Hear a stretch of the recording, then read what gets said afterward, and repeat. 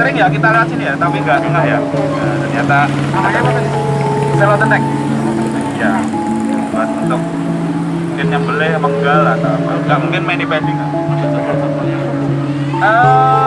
Kalau pasamuan adung kayak gitu juga ada tertentunya. Jadi nggak tiap hari ini ya, maksudnya berburu terus dibagi, bosan juga tiap hari makan rusa gitu. Itu ada yang dari hobi.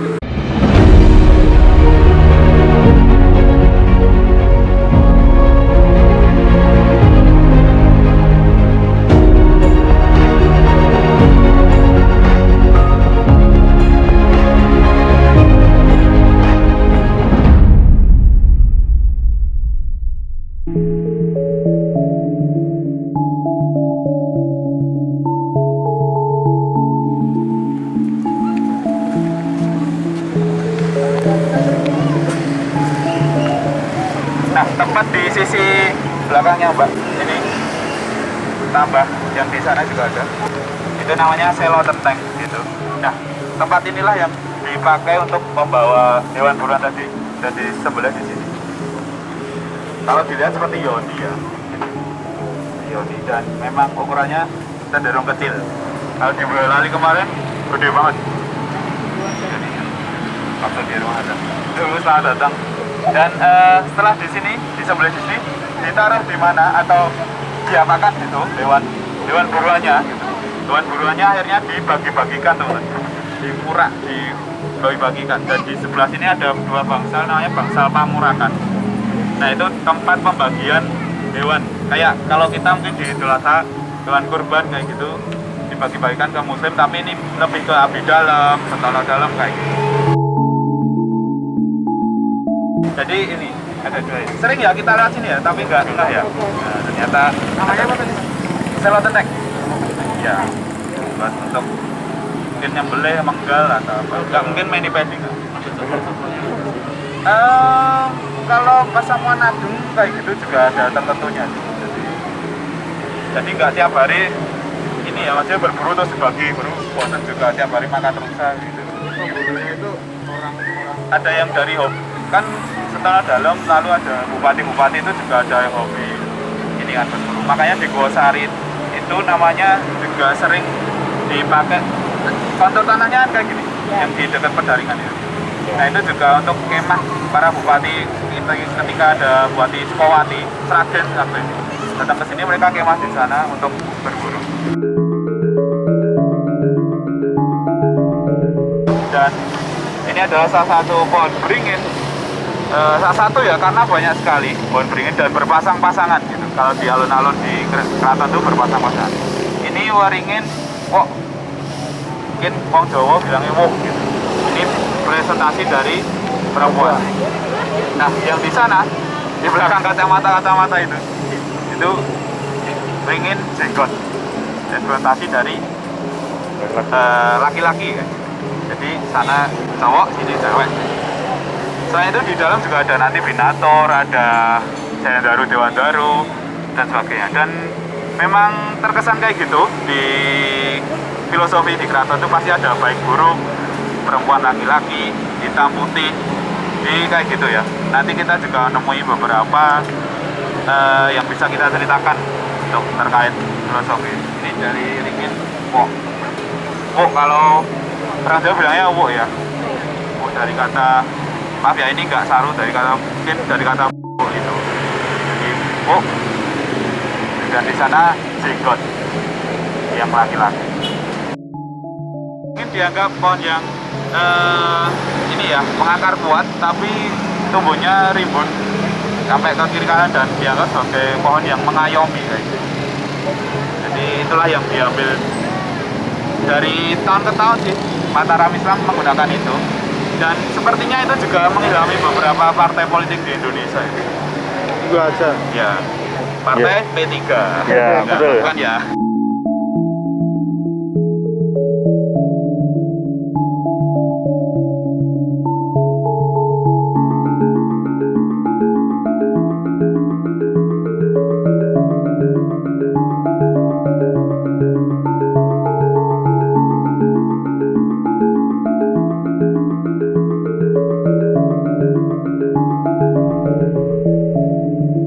dilaksanakan ringgitan gitu. Jadi wayang dan mirisnya yang nonton di sini tuh para tukang becak.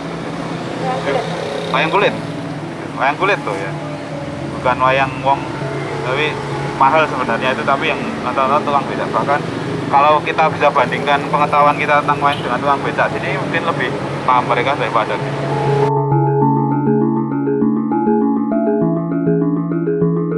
Di Balik Agung ini waktu Keraton Kasunanan digunakan untuk pengambilan keputusan, jadi untuk semacam tempat perundingan, bahkan sampai pemikiran ke hukum-hukum kayak gitu juga dilaksanakan di Balik Agung. Tapi setelah berangsur-angsur waktu, tempat ini jadi tempat kebudayaan. Banyak sekali ada wayang, lalu gamelan, dan mungkin seni karawitan. Dan ada komentasannya tiap hari Sabtu, apa ya gitu, Mas Nino yang hafal itu, ada tiap hari Sabtu hitungan Jawa itu, nah kalau nggak salah Sabtu Pon ya, itu dilaksanakan ringgitan gitu. Jadi wayang dan mirisnya yang nonton di sini tuh para tukang becak. Wayang kulit tuh ya, bukan wayang wong, tapi mahal sebenarnya itu, tapi yang nonton tukang becak. Bahkan kalau kita bisa bandingkan pengetahuan kita tentang wayang dengan tukang becak sini, mungkin lebih paham mereka daripada kita. Selain itu, di sini tempat natah wayang juga ada di sisi kanan, sisi kiri ini untuk gamelan. Nah, gamelannya sendiri ini bisa dikatakan sebagai showroom aja, teman-teman, atau display aja, karena sebenarnya besalennya atau tempat pembuatannya kayak gitu ada di Wirun sama di Jati Teket. Jadi pandai-pandainya di sana.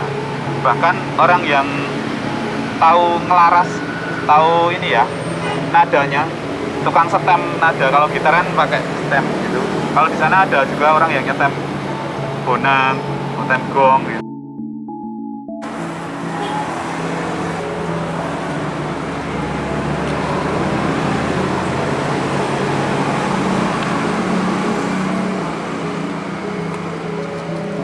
Nah, teman-teman sekalian, kita sudah berada di depan kantor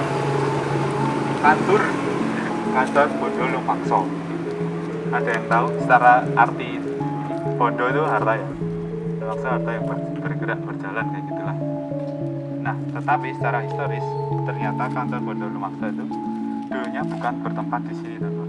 Baru pindah ke sini itu tahun 1917. Dan sudah beli sebenarnya di tahun 1901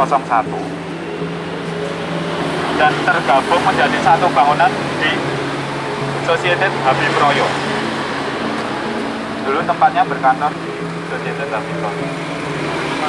Nah, Societet Habib Royo sekarang ini menjadi tempat batik Ruko Danar Hadi yang bukan di Slamet Riyadi ya, berada di sisi utaranya Matahari Singosaren ya, yang kemarin. Nah, itu Habib Royo yang jadi 1901 itu berada di sini, tapi selang 16 tahun kemudian barulah pindah ke sini. Karena ini sebenarnya peruntukannya untuk society, tempat entertainment, jadi bukan untuk bank atau finansial apa Bondo Lumangso. Nah, apa sih yang aktivitas apa yang ada di sini? Nah, untuk pembangunannya tanggal 12 Mulut tahun Dal 1831 itu tahun Jawa ya. Tahun Masainya utawi setunggal Juli 1901. Nah, kegunaannya untuk setono dalam, abdi dalam, kawula dalam yang membutuhkan uang. Nah, menerima uang tabungan kayak gitu, gaji juga kayak gitu. Persewaan sewa tanah, hipotek tanah. Dan yang paling unik ini, teman-teman, tahun 37 pernah melayani tebas pensiun. Tahu ya Mas? Enggak ya. Jadi pensiun yang seharusnya diterima 1 bulan sekali kayak gitu, langsung ditebas. Saya mau minta setahun, tapi ada potongan tertentu, ada penaltinya ya. Yang ambil Ronaldo gitu ya. Ada penaltinya tertentu, ada potongannya tertentu. Karena diambil di awal, Bu. Jadi sistemnya sudah kayak gitu. Selain itu, perputaran uangnya tahun 37 cukup besar, karena di catatan kami itu sampai 324.000 650 klorin atau brut.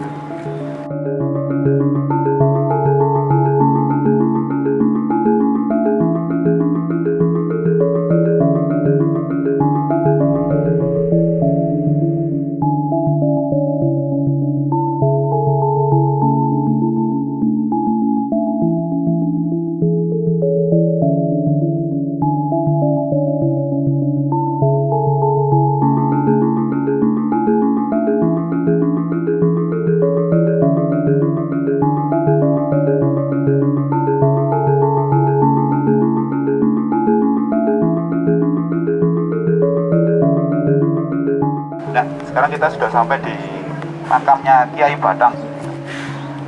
Kena Batang Banggai. Banggai. Batang. Bukan batang pohon, bukan. Batang Banggai. Kalau di sini dituliskannya juga Raden Pabelan. Nah, setelah ditelusuri teman-teman, siapa sih Raden Pabelan ini? Putra dari Tumenggung Mayang di masih masa atau era Pajang yang bermain api, bermain cinta kayak gitu dengan putri raja, putri anak raja kayak gitu. Dan setelah ketahuan karena itu tidak etis dan sebagainya, beliau dihukum, dibunuh itu, dan dihanyutkan di Kali Jenes yang sekarang yang di ini teman-teman, dekat Masjid Laweyan itu depan ada kali. Nah itu Kali Jenes yang dari Pajang gitu. Nah bangkai beliau ini, maksudnya jasad beliau yang sudah jadi bangkai itu kesangkut di pohon bambu wit ori, pring ori, pohon bambu. Pohon bambunya di pertemuan antara Kali Jenes dengan Kali Pepe, ada di kali sini dekat Sangkrah. Nah makanya daerah situ dinamakan Sangkrah karena dari bangkai beliau ini yang nyangkrah. Nah, ketika itu bekel di sini atau lurah di sini, Ki Gede Solo itu yang disebut Ki Gede Solo itu hendak mengambil air di kali tersebut dan melihat siapa Raden Pabelan ini yang jasadnya nggak lancar lah ya, kena pohon itu, dibenerin lah teman-teman, dibenerin untuk dihanyutkan lagi. Tapi besoknya balik lagi situ lagi sampai 3 atau 4 kali loh. Saya berkali-kali kayak gitu diceritakan di beberapa referensi, bahkan di Babat Solo diceritakan kayak gitu juga. Akhirnya dia pulang malamnya itu kalau wong Jawa diruh-ruhi gitu dan ada kalimatnya kayak gini teman-teman. Bentar ya, saya kutipkan. Di mimpinya Kiai Gede Solo dibisiki kayak gitu, ruh-ruhan gitu. Kiai, saya jangan disia-siakan. Lebih baik rawatlah saya. Kuburkan aku di sebelah barat desamu. Karena makamku memang berada di tengah-tengah kerajaan yang akan besar, kerajaan besar. Nah, ternyata terbukti teman-teman. Setelah pecahnya Kartosuro 1740-an itu, 45, 46 akhirnya pindah ke sini. Dan sebelum ke sini dikirim sebuah tim kayak gitu dari Kartosuro, ada Tirto Wiguno, Mijo dan sebagainya, mencari tanah yang tepat, dan memang yang pilihan jatuh pada Desa Solo. Meskipun ini masih rawa-rawa semuanya dan ada keharusan kayak gitu untuk ditutup dengan wit lumbu, godong lumbu. Itu apa ya sekarang? Nah, tempat itulah yang akhirnya menjadi toponimi kampung di sebelah situ. Kampung itu kan namanya Kedung Lumbu. Kedung kan rawa yang ditutup lumbu. Jadi makanya jadi toponimi Kedung.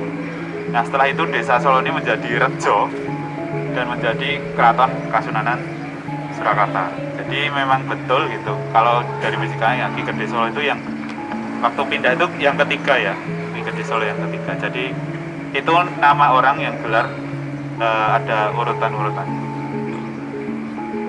Dan selain itu, kali yang tempatnya angkrahnya Kiai Raden Pabelan ini, Kiai Badak ini, juga diubah namanya jadi Kali Rahmat karena bakal banyak memberikan berkah guys.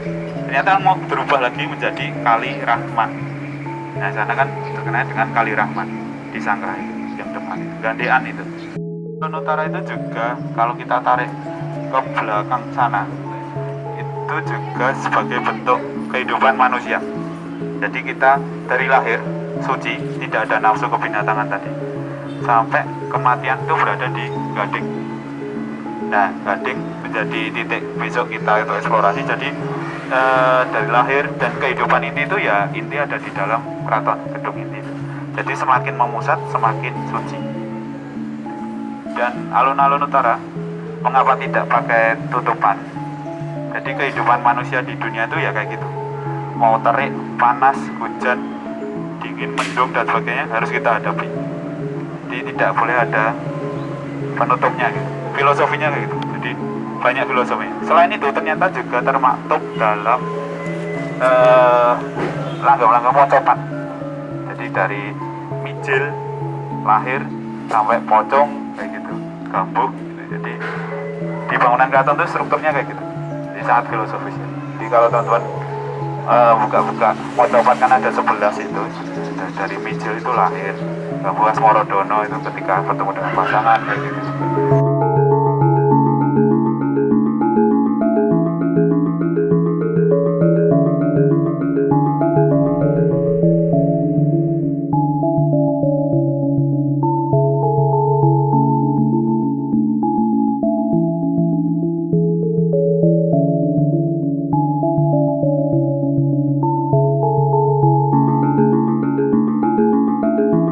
Pagelaran atau Sasono Sumewo.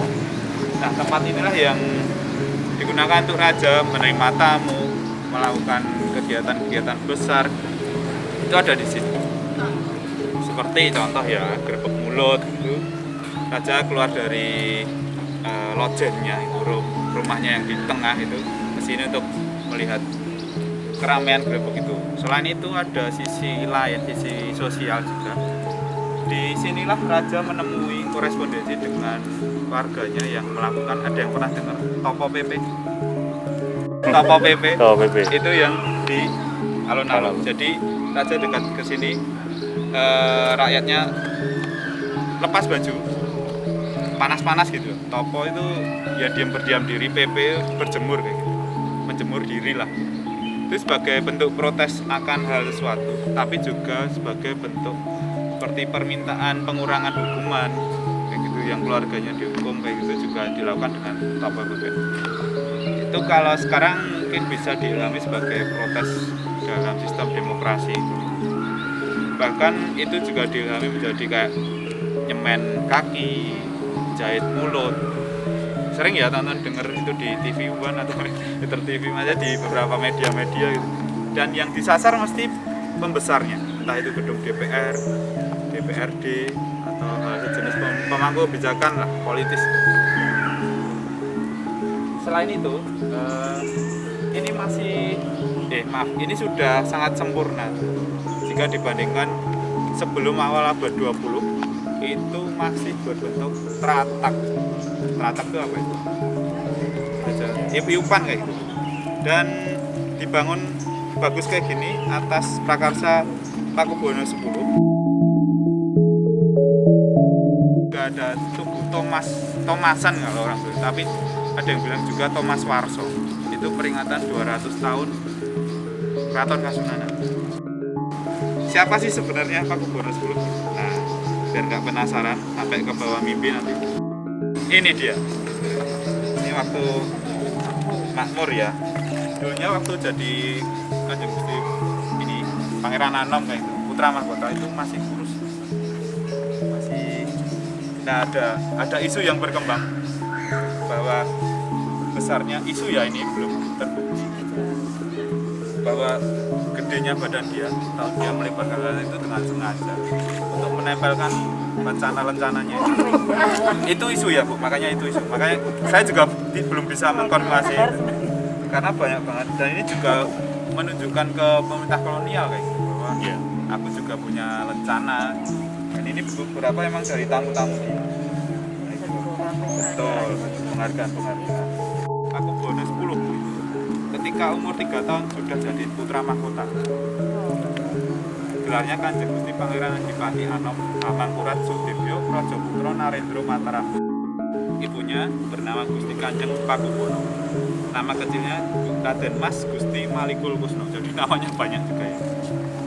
Beliau ini merupakan cucu Pakubono ke-6 yang membantu perang Diponegoro. PB tahu ya Pak Pakubono itu berarti poros dunia. Kalau Hamengkubuwono itu menguasai dunia. Ibunya itu Gusti Kanjeng Pakubono ngidam. Nah ini waktu meteng gitu, waktu mengandung Kanjeng Gusti PB10 itu ngidam daun pakis rojo. Nah teman-teman yang mau punya anak raja gitu, ngidamnya pakis raja. Nah sunat pada, kita sampai dapat datanya, sunat pada umur 16 tahun, lahir 29 November 1866, naik tahta 30 Maret 1893. Gelarnya sampeyan dalem ingkang sinuwun Pakubono Senopati ing Ngalogo Abdurrahman Sayyidin Panotogomo ingkang kaping 7. Dan tahun 23 dapat lencana itu Letnan Jenderal dari pemerintah Hindia Belanda.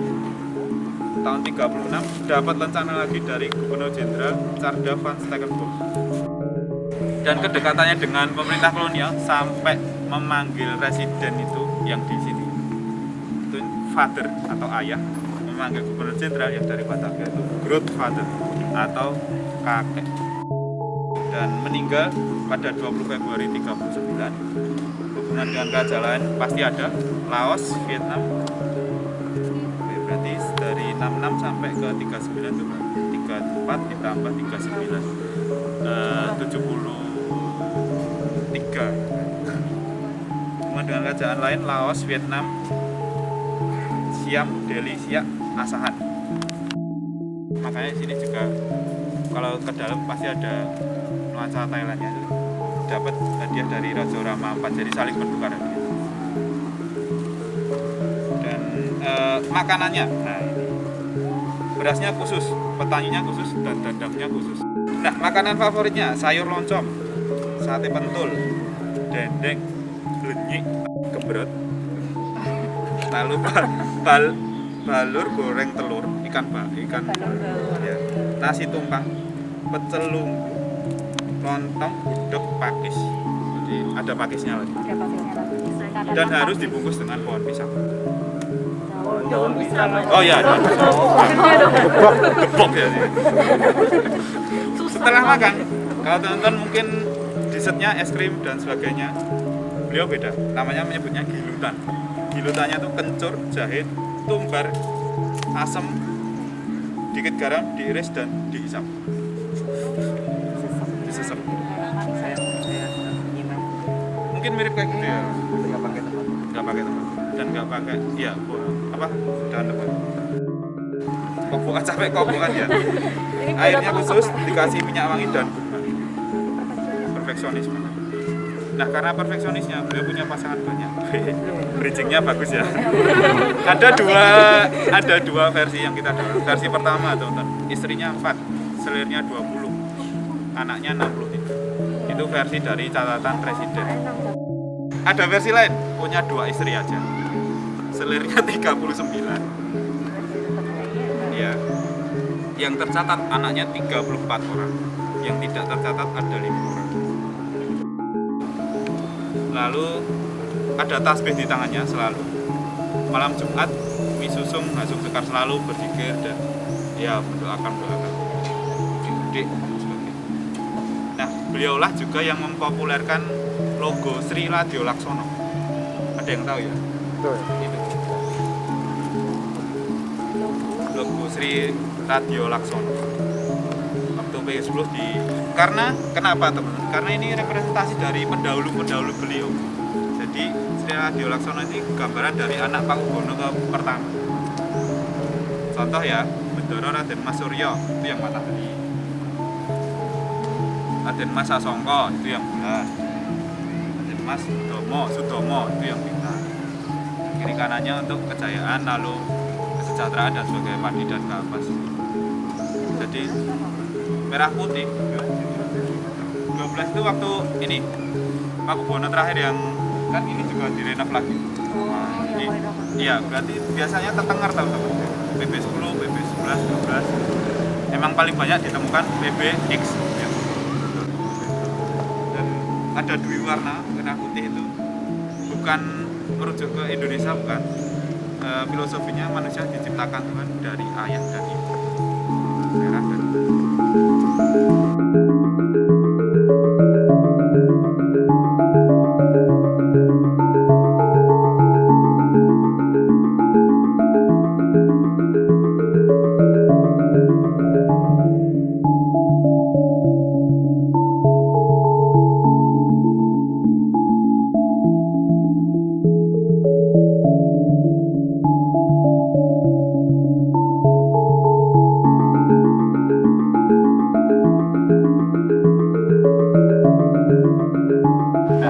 tepat di belakang kita di SD Kauman itu adalah tempat kandang macan.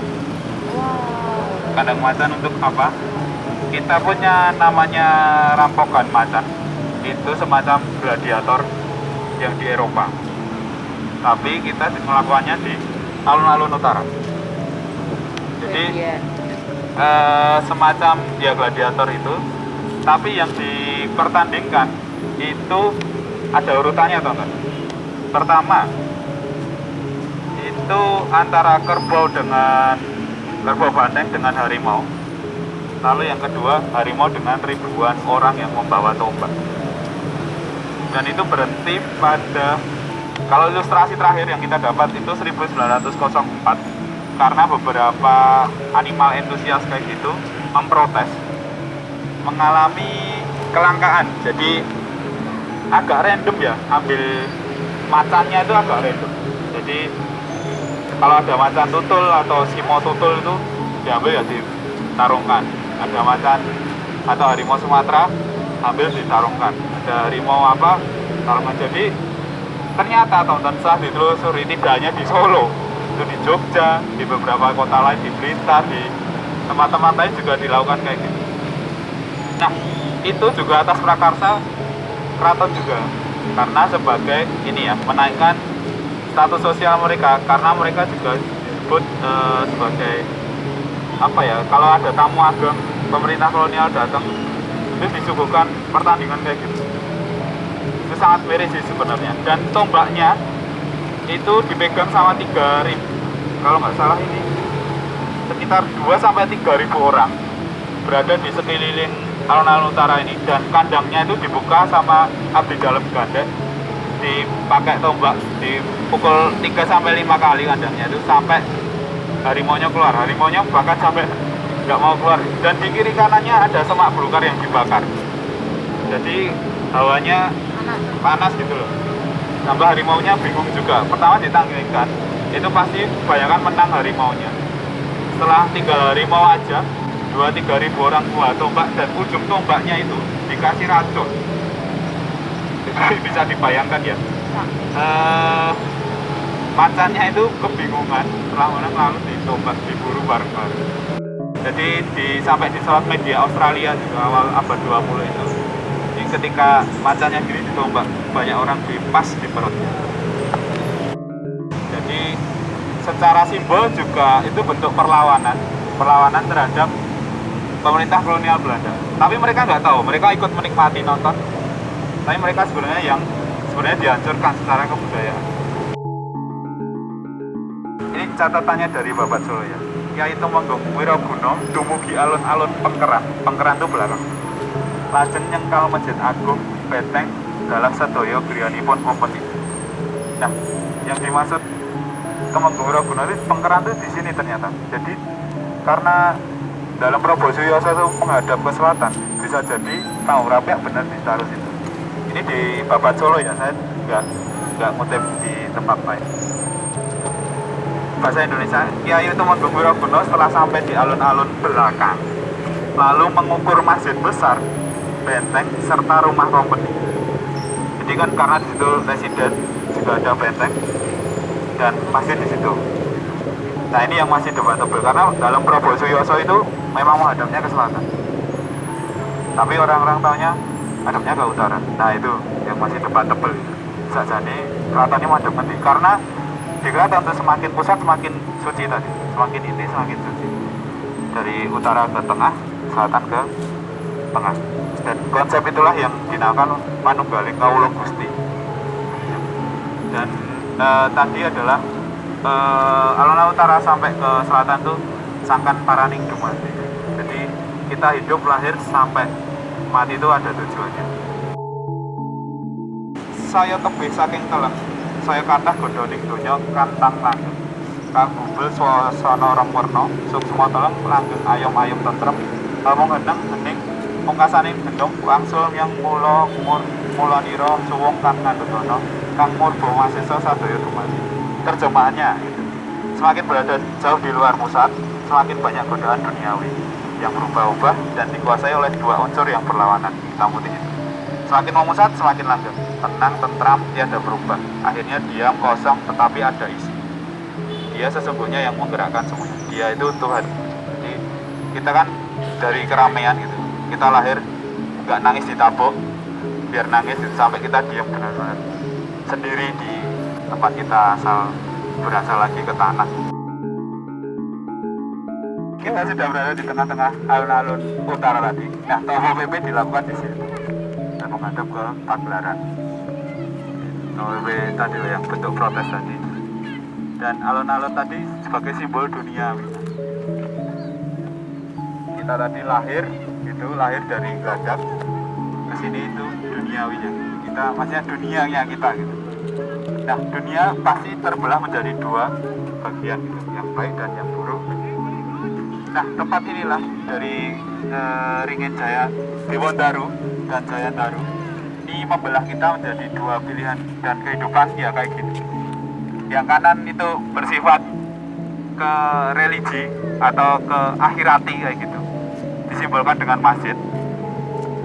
Lalu di sisi kiri itu kehidupan kita duniawi banget gitu, disimbolkan dengan pasar-pasar. Jadi filosofinya tempat inilah tempat kehidupan kita sebenarnya. Nah, ada dua jalan yang bisa kita pilih, mau ke akhirat, maksudnya hal yang menuju ke religi gitu, atau hal yang menuju ke sosial atau pasar dan duniawi. Filosofinya kayak gitu. Dan ini tidak dimiliki oleh kadipaten. Contoh di Solo tidak dimiliki oleh Mangkunegaran, di Jogja tidak dimiliki oleh Pakualaman.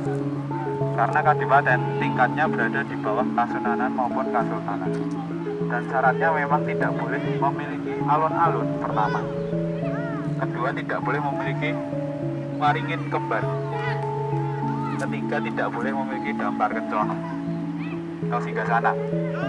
Makanya kursi yang dipakai Gus Dur itu kan biasa kemarin waktu, kalau dibandingkan keraton sini ya, waktu pelantikan Gus Dur yang Mangkunegaran sebelumnya terkesan biasa.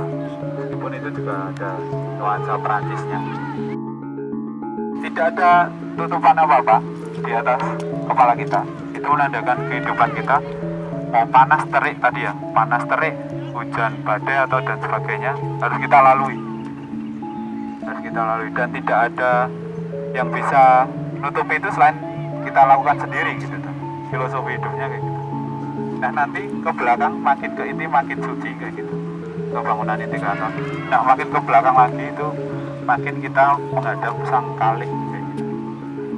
Disitulah tempat ini ya, kita balik lagi gitu.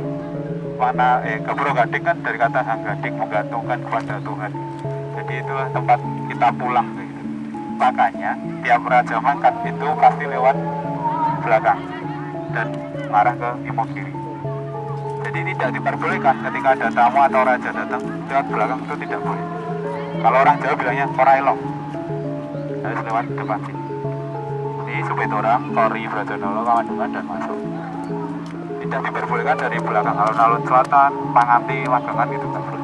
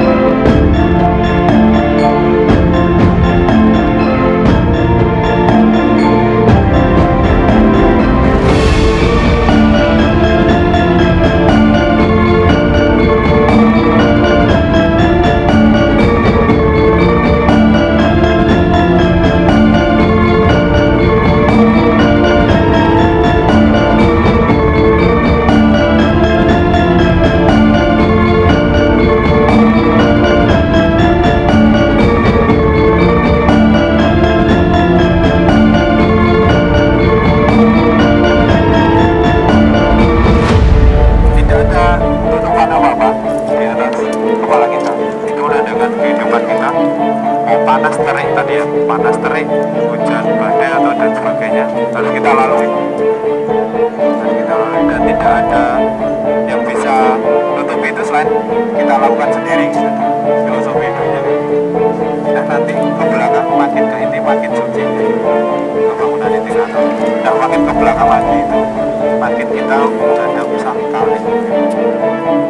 Setelah tempat ini kita balik lagi mana Gebro Gading kan dari kata sang gading menggantungkan pada Tuhan. Jadi itulah tempat kita pulang. Makanya tiap raja makan itu pasti lewat belakang dan arah ke Imogiri. Jadi tidak diperbolehkan ketika ada tamu atau raja datang lewat belakang, itu tidak boleh. Kalau orang Jawa bilangnya korailok, harus lewat depan. Di Sepetora, Polri, Raja Dolo, tidak diperbolehkan dari belakang. Kalau selatan, Mangati,